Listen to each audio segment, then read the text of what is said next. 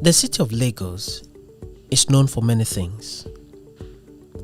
For several minutes, running into hours. In Murtala Muhammed, the third military head of state of post-independence Nigeria, was assassinated with ease at a traffic jam in Lagos. Welcome to this edition of Back in History. Murtala Muhammed had dressed up for work. His aides were prepared to drive him to work. His workplace at the time was Dodan Barracks, which was the seat of government. Murtala must have bid his wife Ajoke and his 6 children farewell with a promise to return home at the close of work. Murtala set out in his black Mercedes saloon car, driven by his official driver. He drove through George Street, and on approaching the Federal Secretariat in Ikoyi, there was a traffic jam, and Murtala's vehicle waited to observe the traffic. Murtala did not know that he was not going to be alive beyond the traffic point. Some armed soldiers, led by Lieutenant Colonel Suka Buka Dimka, had positioned themselves at a petrol station in the opposite direction. They were dressed in long flowing babariga, and their weapons were hidden in the babariga. As Murtala's vehicle waited for the traffic to clear, the soldiers drew closer and opened fire directly at the Mercedes-Benz. The shooting was sporadic and gave the occupants no chances of survival. Murtala Muhammed was killed. His ADC Lieutenant Akintunde also died on the spot. The vehicle, which was riddled with bullets, is preserved till today at the National Museum, Lagos. At the time of his death, Murtala Muhammed had only been in office as military head of state for 200 days. Murtala was only 37 years old at the time. Aside the traffic situation, the other thing that made it very easy for Murtala to be killed was the fact that he was a head of state who was not used to traveling with military backup or escorts.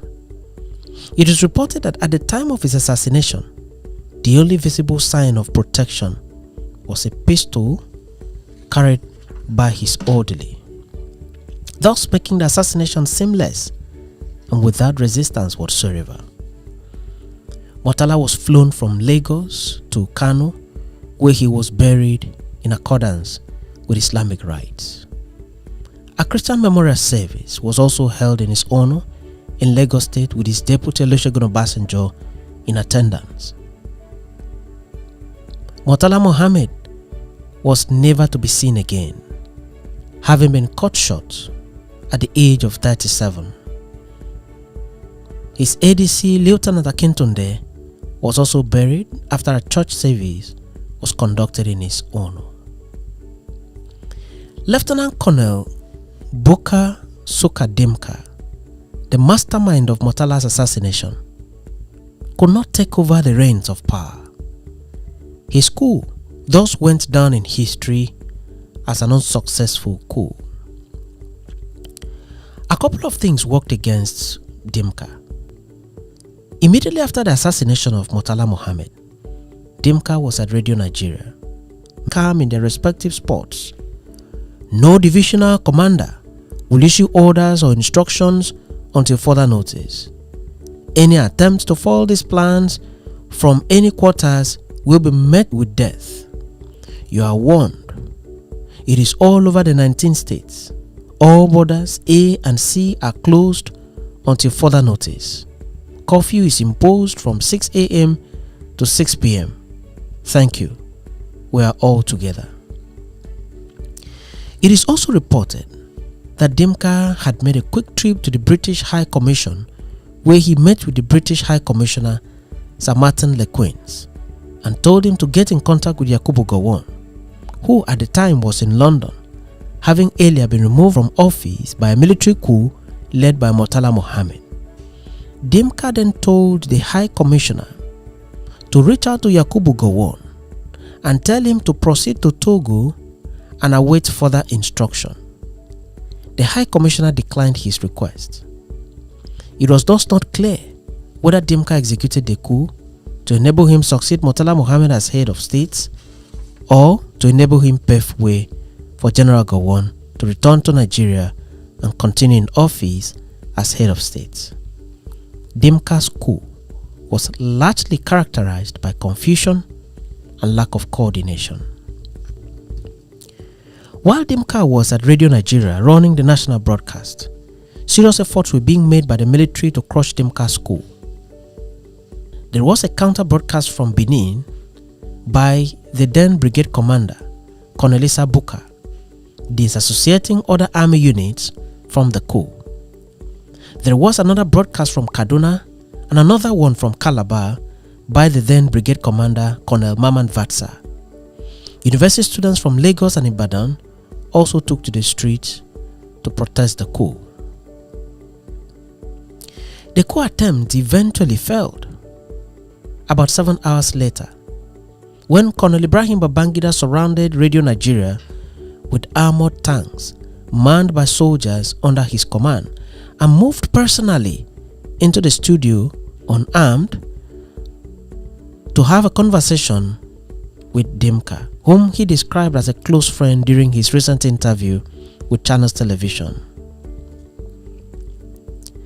It is said by some that Dimka was a lover of champagne, and that Babangida went to meet Dimka at the radio station with a bottle of champagne with full knowledge that Dimka would be excited by it. Without much ado, the coup plotters were dislodged from the radio station and Dimka escaped. Dimka first ran to Jos and then to Afikpo in the then Anambra State. Radio announcements were made every 15 minutes calling on everyone who sees Dimka to immediately report him to the nearest police station or army post. Dimka was a smart man and was able to beat the roadblocks without being noticed. Dimka would have escaped to any neighboring country unnoticed, but his stopover at Afikpo to meet an old girlfriend, Ugo, would later prove to be a costly decision for Dimka. During the Nigerian Civil War and after the war, Dimka had served as an officer in Afikpo and was very popular among the people there. He was not someone that could hide in Afikpo, even at night. He was a jolly good fellow among the locals. He had a lot of friends, and so it was easy for people to identify Dimka. Dimka was seen strolling near the Afikpo Mosque and later seen checking into Friendship Hotel Afikpo. He checked in with a fictitious name. He later sent for Ugo, who came to the hotel to spend the night with him.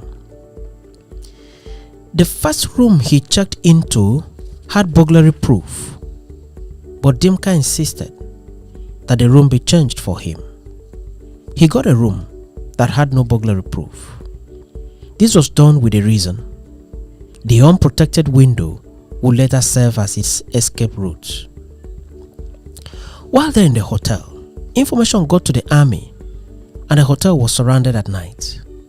But the soldiers only concentrated on the front of the hotel. The soldiers began checking the hotel room by room, and when they tapped on a nearby door, Dimka told his girlfriend Ugo to go and open the door for them, while Dimka escaped through the toilet window and ran away. He went through the farmlands and then entered a vehicle across the road to escape to Abakaliki. Every 3 kilometers on the road had a roadblock. At a point on the journey, Dimka voluntarily handed over himself to a police sergeant at a checkpoint. He told him, I quote, "I am Dimka, the man you have been looking for." He brought out his hands and was immediately handcuffed by the policeman, who then took him away and handed him over to the military. Dimka was later tried by a military tribunal, and to the surprise of many, Dimka did not deny his involvement in the coup throughout the sitting of the tribunal. When a recorded message in connection with the coup was played to him at the tribunal, Dimka boldly admitted that the voice on the tape was his own. Well, I didn't have enough time, but I thought the initial step was going to allow me to speak. Anyway, I thank you very much actually for having come. If there's anybody who enjoys Of course, being a soldier, I made it a point of duty that I have an honor to maintain, and I believe I have no reason at this stage to lie. So all that you have heard, it has been my personal recording. On 15th May 1976, Dimka was found guilty by the tribunal and was publicly executed by firing squad at the Kirikiri Maximum Security Prison in Lagos. It is stated that even after being tied to the stake for execution, Dimka requested that the younger officer who was stationed to shoot him should first give him a salute and compliments as a senior military officer. This brought to an end the military career and life of Colonel Suka Dimka, one of the earliest foreign-trained military officers in Nigeria. Dimka attended the Australian Officer Cadet School, Port C, where he trained and was commissioned in 1963 as a second lieutenant for the Nigerian Army. His execution was announced by Murtala's successor, Olusegun Obasanjo.